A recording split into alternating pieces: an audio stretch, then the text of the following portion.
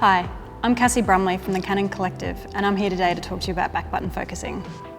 Whether you're just starting out with photography or a professional photographer looking at taking your photography to the next level, back button focusing is a game changer when it comes to focusing technique. The way the back button focusing works is that we're actually removing the focusing from the front shutter button and pushing it to the back of the camera, thus separating your focusing from the actual taking of the photo. The biggest benefit of this is that you're able to lock your focusing for multiple shots and not having to refocus every time like you would with the traditional half-press shutter method. So one of my favourite times to use back button focusing is if I'm shooting something like a sports game where you've got a lot of people moving around very quickly and then times when they're going to be standing still quite a bit. Imagine you're at a basketball game on the sidelines and you've got the star player running towards you down the court. The beauty with back button focusing is that you can hold down your AF on button and be continuously focusing on that player, leaving the shutter button free to take as many photos as you like without interrupting your focus. Now imagine that player has been awarded a penalty and you've got a little bit of time to play around with your framing. What you can do is hold down your AF on button until you're focused and then released, leaving you to be able to reframe the image and take as many shots as you like without having to refocus the camera.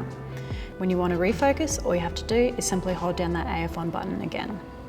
So how do you set up back button focusing? Today I'm going to show you on my 5D Mark IV, but you can actually do this function on a lot of the EOS range of cameras, all the way through from the 77D through to our EOS R range of cameras as well. By default, out of the box, most EOS cameras will have metering and autofocus assigned to the shutter button. The first step of this process is to ensure that we disable autofocusing from the shutter button. We can access these custom settings either via the quick menu on the back of the camera or via the main menu. If you don't have a touchscreen, don't stress because you can still access all of these menus using the buttons and dials on the back of your camera. The first button that you see here is for the shutter button half press, and we change this by either tapping on the icon on the back of the screen or by hitting set. We want to change this function from metering and AF start to metering start. You can hit set to confirm or tap. Now for the focusing. The most popular button on EOS cameras is the AF on button on the back of the camera. And by default, straight out of the box, most EOS cameras are set to this already. On many models, you also have the option to select a different button to act as your back button focusing buttons, such as the AE lock button on the rear of the camera. But it's good practice to check that you are on metering and AF start. Now that we have our buttons customized, it's time to select a focusing mode. We have two main focusing modes to select from. One shot is a locked focusing mode and it's popular for weddings, landscapes, portraits and other styles of photographies where you have a controlled environment.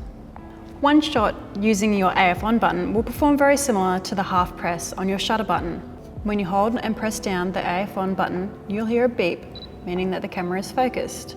You are then free to take a shot using the shutter button. Next time that you want to refocus, you have to press the AF on button again. AI Servo is a continuous focusing mode. It's most popular with sports photographers, wildlife photographers, and action photographers. But using back button focusing, you can actually use it almost 100% of the time. To make AF Servo behave like one shot, all you have to do is have your center-weighted focusing point pointed directly at your subject. You then hold down the AF on button until the camera focuses, and then you can release. This means that you can now change the framing of your photo, take as many photos as you like with the shutter button without having to refocus the camera, and all you have to do to refocus again is just hold down the AF on button until it refocuses. Going from front focusing to back button focusing can take a little practice for a lot of photographers, so make sure you take your time to sit down, set it up in camera, and then have a bit of a play with it before shooting any major events. But before long, it's going to become second nature. To see if your EOS camera is back button compatible, check out the Canon Australia website at canon.com.au.